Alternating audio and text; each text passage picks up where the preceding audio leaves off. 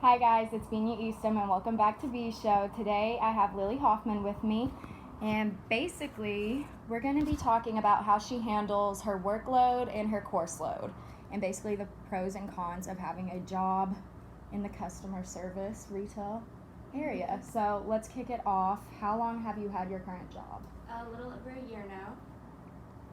And what do you do? I am a sales associate and social media manager at a local boutique.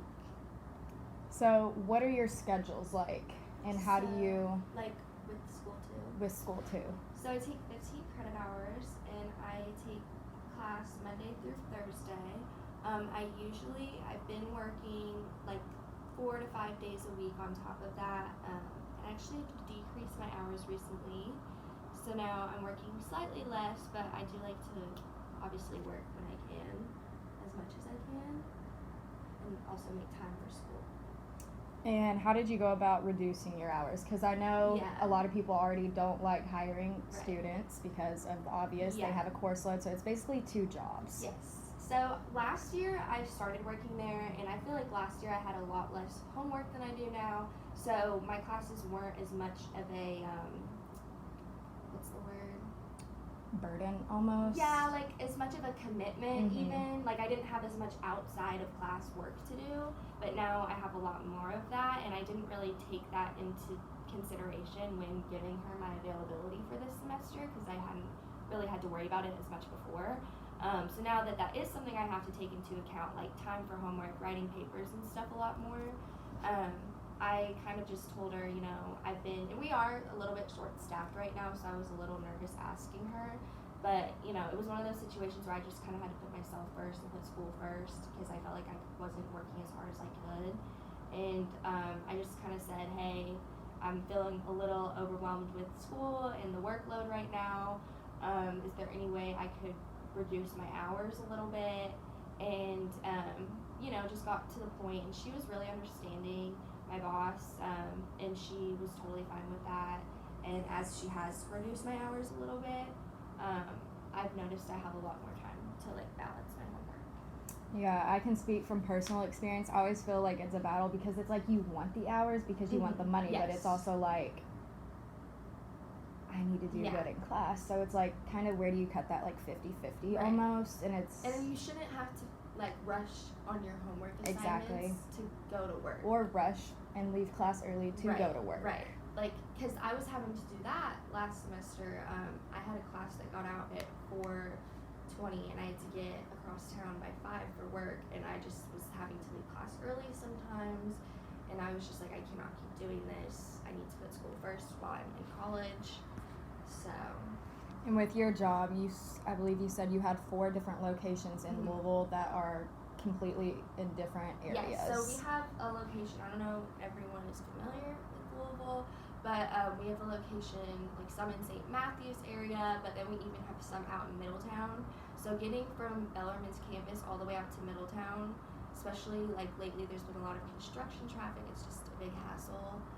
So I even asked her also if she could stop scheduling me there during the school year, and she was also pretty understanding about that, which is a perk for working for a small business is they're usually pretty understanding about schedule needs and stuff like that. But yeah. And even though there's a lot of perks with small businesses, come customers that believe they have an easier way to get what they want when they're wrong, almost. So what's a good example of that? I know you had a really good one recently. I feel like in general, just my job can be overwhelming because it's not I sit at a desk the whole time. I'm running the whole. I usually work by myself. And you cover their social media as well. Yeah, so I'm usually there. My shifts are by myself, so I'm kind of running the store, helping customers, checking people out, clearing out fitting rooms, steaming new clothes we're getting while simultaneously trying to get social media posts created and planned for the week. So all that at once can be a bit overwhelming, which is another reason I feel like I kind of needed to decrease that. But it can be especially overwhelming when I get customers that are somewhat difficult. So, for example, I wasn't there for this, but over the weekend at my work, we had a customer come in, and we have a 10-day return policy. It's written on our receipts. We have signs everywhere. It's pretty, set in stone. Yeah. People read it, Right. they should know. And so we had a customer come in wanting to return like $150 worth of merchandise, but she didn't have her receipt, and we don't accept returns without them. And I think it had been over 10 days. So, and she was just making a really big fuss about it. It was one of our new girls' first days working by herself, and she actually made the girl cry. Yeah, and so it was not good. She called back the next morning and actually cussed out the owner, who is my boss. She was very ruthless. She did not really care.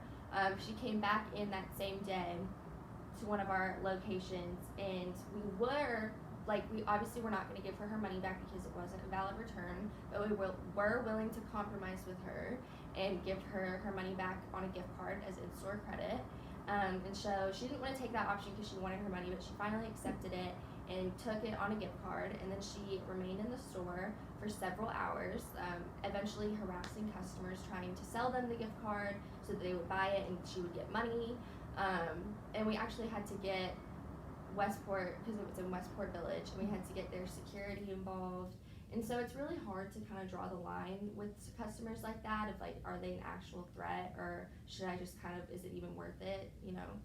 Because in retail you're always taught the customer comes first, but you really have to learn like when you can't accept Exactly. And that's like a almost like gray area to be like, we know the customer's always right, that's always the motto, but like, where is that line? Where is that line when they're disrespecting you as a person, right. You know, and how do you handle and that? And even if you feel like unsafe, because like I typically don't, but I'm sure if it was like that new girl and it was like a customer just getting in her face like that, like I'm sure that would feel scary and unsafe. And it's like, where do you draw the line between putting the customer first and their needs first and putting your needs first? Exactly, because we've both been in customer service for years, and it's like you see like these angry people come in and they're putting their anger towards you when you have no control over the situation. I'm like, I honestly think they just want somebody to yell at. And I think that's a really big problem too. Like a lot of customers will show their anger to the retail associate or whoever's working.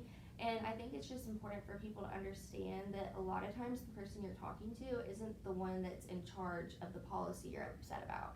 They're not the one that's in charge of whether or not we're out of a product, or if you can or cannot return your merchandise. Like we did not embed that policy, so I think it's unfair to take it out on the retail associates when usually the ones who are in charge of that are like in the back, you know? Exactly. And with like a smaller business like that, like let's say Target for example, who's a multi-million-dollar company, obviously they can move their way around it to where they can make the customer more happy because they have those. But when it's a smaller ran business and it's one person who's in charge of it, they have their own rules. Right. So it almost makes it like customer isn't going to get what they want if they're being disrespectful. And like we really do prioritize customers' needs, but like if you're going to go out of your way to be nasty to the employees and be like obnoxious and mean and rude, like we're not going to tolerate that, because we, you know, care about our employees there and we want to make sure everybody feels safe and respected at work. So like if you're going to be nasty and bully one of our employees into crying at work, then we're not going to tolerate that. And it can, those situations can be very stressful, like when I have a work day like that and I have to deal with customers like that. And so like I don't know, it can just make my job very even more overwhelming than it already is. And so the reasons like that is just another reason why I kind of had to decrease my hours and focus on school, because while I love working there, like I'm a student first. Exactly. And it's like, I'm sure you've ran into moments where you have forgotten about an assignment and then you're working and then you see that it's due while you're still on the clock, and it's like, oh, what do I do? Time to email the professor. And it's like, half the time, most of the Bellarmine professors are really understanding with jobs. Like, I've never had a professor, like, if I've missed something because of work, be like, well, you need to do this. They would let me redo it. Like, I feel like most of them are pretty understanding. But what would you recommend to anybody, not just Bellarmine students, any student in general that's wanting to get a job, maybe a freshman who hasn't really handled that different style, like a workload versus a job? I would definitely, like, food and retail are probably going to be the most consistent and like reliable for making money, especially food. Retail, I like working retail, but it can be a lot, especially because I work for a small business, so like a lot more work goes into it than if I worked for a corporate. So just kind of keep that in mind if that's what you wanted to do. Like, do you want a job that's more of a commitment, or do you want something less maintenance, I guess? So like small business versus corporate. And also just like, I think that it is important to work in college because it's good to have that sense of responsibility outside of school and to kind of learn how to balance. And I think you get so much life experience from working. Like, even though it can be annoying and even though you may not want to go to work and it can be stressful sometimes, I think it is worthwhile in the end because I think, like I said, you just gain a lot of life experience, you gain a whole new perspective on life as the person working, and I don't know, I think it's just teaches people how to be like, how to handle situations, and you just learn a lot. And especially work on their time management because that is a huge thing in college. And it teaches you when you go out shopping or out to eat or somewhere, you're going to have a lot more respect for the people working as like when you're in that position. Yep. You know, because you know what it's like. And I think that that's just, those are qualities that every person should have, I think. And just like respect for the people working everywhere. And, you know, I think it can make you more open-minded and stuff when you're working because you're dealing with all different types of people and situations. So I definitely recommend it, but just kind of keep in mind how much of a commitment you want from your job, and definitely take that into account when looking where to work. Exactly. Well, that is all the time we have for today, guys. Thank you so much for Thank you so much for watching. Bye.